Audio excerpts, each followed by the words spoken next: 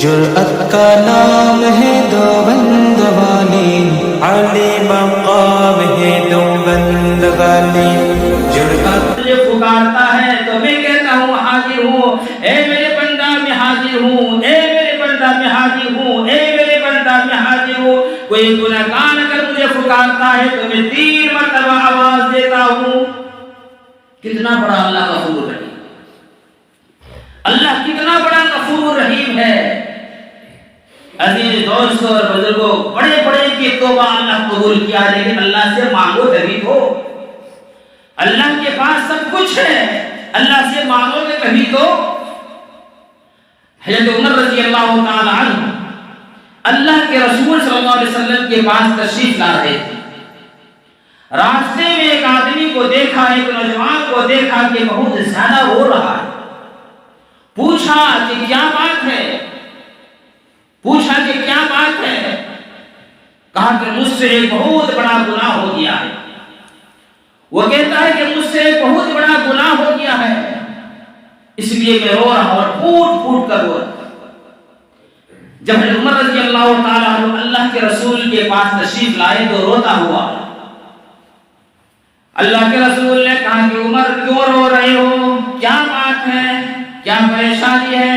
فرمایا کہ اللہ کے رسول میں کیا بتاؤں، میں آپ کے پاس تشریف میں آپ کے پاس آ رہا تھا، راستے میں ایک نوجوان کو دیکھا ہوں جو بہت پھوٹ پھوٹ کر رو رہا ہے، اور وہ کہہ رہا ہے کہ مجھ سے بہت بڑا گناہ ہو گیا ہے، آپ کے پاس وہ آنا چاہتا ہے، اس لیے مجھے کہا کہ عمر اللہ کے رسول کے پاس میرے لیے سفارش کر دو۔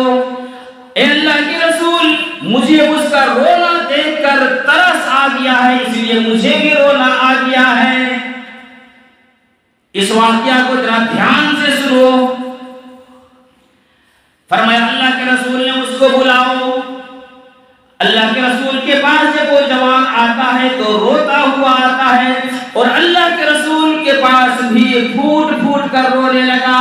اللہ کے رسول نے فرمایا کیا بات ہے، کیوں رو رہا ہو؟ فرمایا کہ اللہ کے رسول مجھ سے بہت بڑا گناہ ہو گیا ہے، مجھ سے بہت بڑا گناہ ہو گیا ہے، اس لیے میں رو رہا ہوں۔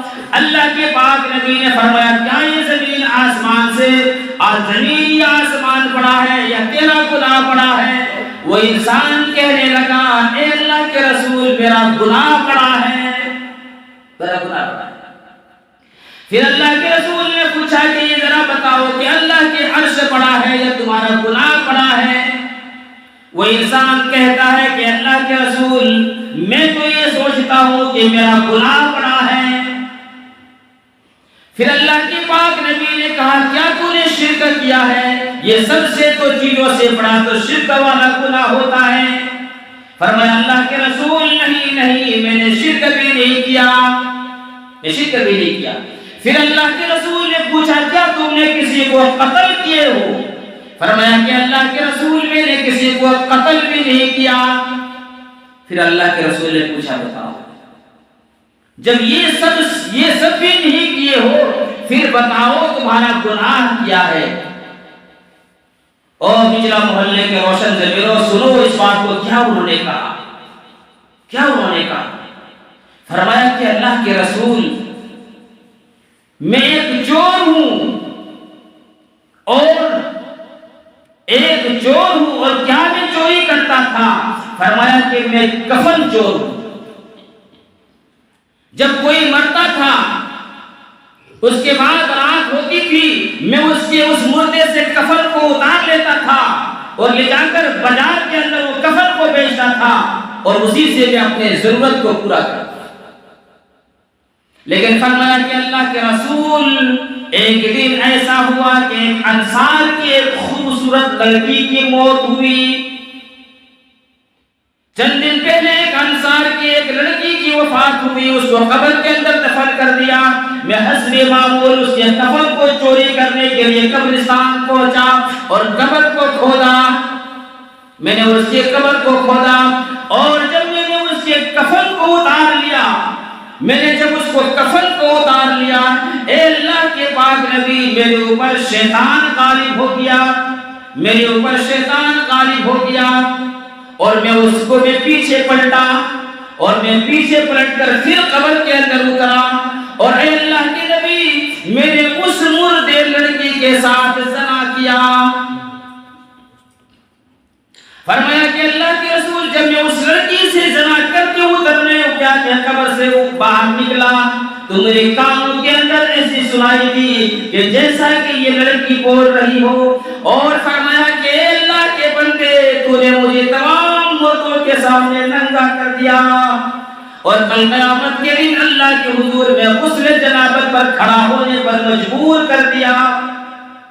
اللہ کے پاک نبی نے جب اس چیز کو سنا ایک ٹھنڈا سانس لیتا ہے اور کہتا ہے ہاں تیرا گناہ بڑا ہے، تیرا گناہ بہت بڑا ہے۔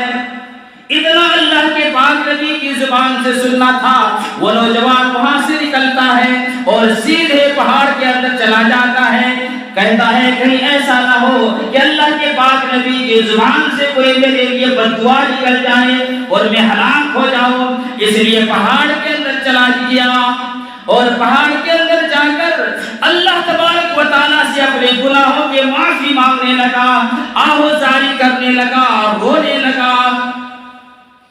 40 دن گزر جاتا ہے، پہاڑ کے اندر اس جوان کو اس مردہ لڑکی کے ساتھ زنا کرنے والا آدمی چلا گیا کہاں پہاڑ کے اندر، اور اللہ تبارک و تعالیٰ کے سامنے معافی مانگنے لگا اور کہنے لگا اے میرے پروردگار ہم اللہ کے رسول کے حضور میں بھی گیا تھا، وہاں سے بھی میرے بخشش کا کوئی راستہ نہیں بنا، اب کہاں جاؤں سوائے آپ کے میرے کوئی گناہ بخش نہیں سکتا، میرے گناہ کو آپ کے سوا کوئی معاف نہیں کر سکتا، اے اللہ میں تو گناہ کر بیٹھا ہوں، اے اللہ میرے گناہ میری توبہ کو معاف کر لے۔ اللہ کے سامنے ایسے وہ انسان پھوٹ پھوٹ کر روتا ہے، اپنے گناہوں کے اپنے کیے ہوئے کرتوت پر شرمندہ ہوتا ہے اور اللہ تبارک و تعالیٰ سے معافی مانگنے لگتا ہے۔ 40 دن گزر جاتا ہے، 40 دن کے بعد اللہ تبارک و تعالیٰ نے جبرائیل امین کو بھیجا، جبرائیل امین کو بھیجا کہ جاؤ اللہ کے رسول کے پاس جاؤ اور میری طرف سے اللہ کے رسول محمد صلی اللہ علیہ وسلم کو سلام کرنا۔ جب نبی کے نام آئے تو صلی اللہ علیہ وسلم کہا کرو، یہ بہت بڑی بخیل ہے جو نبی کا نام آئے اور صلی اللہ علیہ وسلم نہ کہے، اور اللہ کے رسول نے اس کے لیے بددعا بھی فرمائی۔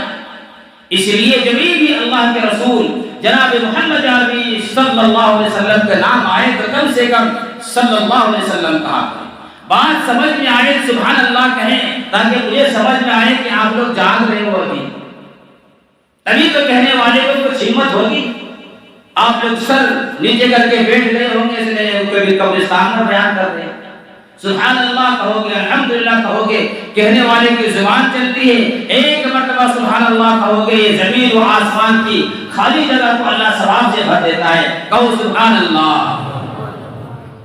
تو دوستوں میں یہ عرض کر رہا تھا اللہ کے رسول کے پاس وحی آئی، اللہ تبارک و تعالیٰ نے اللہ کے رسول کو سلام بھیجا اور جبرائیل امین آ کر کہنے لگا کہ اللہ کے رسول اللہ تبارک و تعالیٰ یہ پوچھ رہے ہیں کہ تمام مخلوق کو پیدا کس نے کیا، آپ پیدا کیے ہیں یا میں پیدا کیا ہوں؟ اللہ کے پاک نبی نے فرمایا مجھے بھی اور تمام مخلوق کو بھی اور آنے والے قیامت تک مخلوق کو اللہ ہی پیدا کرے گا اور پیدا کیا ہے، سب اللہ نے پیدا کیا۔ پھر جبرائیل امین کہتے ہیں کہ اللہ آپ سے یہ پوچھ رہے ہیں کہ ذرا یہ تو بتاؤ ان تمام مخلوق کو روزی کون دیتا ہے، آپ دے رہے ہیں یا پروردگار دیتا ہے؟ اللہ کے رسول نے پوچھ کر جواب دیا کہ جبرائیل اس نے پوچھنے کے بعد کیا ہے، یہ تو میرا ایمان اور یقین ہے کہ تمام کو مخلوق کے روزی اللہ رب العالمین دیتا ہے۔ قرآن کریم میں فرمایا وَمَا مِن دَابَّةٍ فِي الْأَرْضِ إِلَّا عَلَى اللَّهِ رِزْقُهَا وَيَعْلَمُ مُسْتَقَرَّهَا وَمُسْتَوْدَعَهَا كُلٌّ فِي كِتَابٍ مُبِينٍ۔ عزیز دوستو پھر جبرائیل امین نے تیسرے سوال کیا کہ اللہ تبارک و تعالیٰ یہ بھی پوچھ رہے ہیں کہ مخلوق کو کون معاف کرتا ہے؟ مخلوق کو کون معاف کرتا ہے؟ جبرائیل اللہ کے رسول صلی اللہ علیہ وسلم نے جواب دیا کہ تمام چیزوں کو معاف کرنے، گناہوں کو معاف کرنے والے ذات ایک وحدہ لا شریک اللہ ہے، اس کے سوا کوئی معاف نہیں کر سکتا۔ پھر جبرائیل امین نے کہا کہ اللہ کے رسول وہ بندہ جو 40 دن پہلے آپ کے پاس آیا تھا، مایوس ہو کر چلا گیا، اللہ تبارک و تعالیٰ کے سامنے ایسا انہوں نے توبہ کیا، ایسا توبہ کیا کہ اللہ تبارک و تعالیٰ نے اس کی توبہ قبول کر لی۔ کتنے بڑا اللہ غفور رحیم، اللہ تبارک و تعالیٰ کتنا بڑا غفور رحیم ہے۔ ذرا سوچو، ایک مردے لڑکی کے ساتھ زنا کیا، لیکن اللہ تبارک و تعالیٰ کے سامنے جب وہ توبہ کیا تو اللہ نے اس کی توبہ کو قبول کر لیا۔ آج ہم اور آپ توبہ کرتے ہیں، آج ہمارے دل کے اندر کبھی ہمیں توبہ کا لفظ آیا ہے؟ ارے صدق دل سے آنسو بہا لو، اپنے گناہوں کے اوپر آنسو بہا لو۔ آگ جہنم کی آگ وہی چیز سے بجھتی ہے، ایک اللہ کے خوف سے نکلا ہوا آنسو اور ایک اللہ کے راستے میں نکلنے والا خون۔ آج ہم اور آپ گناہ کر رہے ہیں، لیکن ہمارے دلوں کے اندر ایسا ہمارا دل ہو گیا، ہمارا دل کالا ہو گیا ہے۔ حدیث کے اندر آیا ہے جب کوئی انسان ایک گناہ کرتا ہے اس کے دل میں ایک نقطہ لگتا ہے، کالا سیاہ پڑ جاتا ہے۔ اگر وہ انسان دوسرے گناہ کرنے سے پہلے اللہ تبارک و تعالیٰ سے توبہ استغفار صدق دل سے کرتا ہے تو وہ گناہ مٹ جاتا ہے، اس کے دل کے اندر جو نقطہ لگا ہوا تھا وہ مٹ جاتا ہے۔ ورنہ اگر پھر وہ اللہ تبارک و تعالیٰ کے سامنے توبہ نہیں کرتا ہے بلکہ مزید ایک گناہ اور کرتا ہے تو پھر اس کے دل کے اندر ایک دوسرا سیاہ نقطہ لگ جاتا ہے، گناہ کرتے جاتا ہے، وہ توبہ نہیں کرتا ہے، اس کے دل کے اندر سیاہ بالکل کالا پڑ جاتا ہے، اس کے دل بالکل کالا پڑ جاتا ہے۔ پھر اس کو نہ قرآن کی بات سمجھ میں آئے گی، نہ حدیث کی بات سمجھ میں آئے گی، نہ علماء کے بیان سمجھ میں آئے گا، کوئی چیز اس کو سمجھ میں نہیں آئے گی، جیسا اس کے دل چاہے گا ویسے کرے گا۔ اور جب کوئی انسان نیک عمل کرتا ہے تو اس کے دل کے اندر ایک اللہ کی طرف سے نور کا، ایک چمکنے والا نور کا نقطہ لگتا ہے، وہ انسان نیکی کرتے جاتا ہے اور اس کا نیکی ایمان بڑھتا جاتا ہے۔ پھر اللہ تبارک و تعالیٰ کا خوف اس کے اندر پیدا ہوتا ہے، نبی پاک صلی اللہ علیہ وسلم کے سنتوں پر چلنا اس کے لیے آسان ہو جاتا ہے، قرآن کریم پر عمل کرنا اس کے لیے آسان ہو جاتا ہے، دین کے باتوں پر اس پر عمل کرنا اس کے لیے آسان ہو جاتا ہے۔ اور نہ اگر ہمارے اور آپ کا ہمارا اور آپ کا دل اگر سیاہ ہو گیا پھر کیا بات سمجھ میں آئے؟ ایسی گناہ کرنے والے انسان کو جب صدق دل سے انہوں نے توبہ کیا دوستو تو اللہ تبارک و تعالیٰ نے اس کو معاف کر دیا۔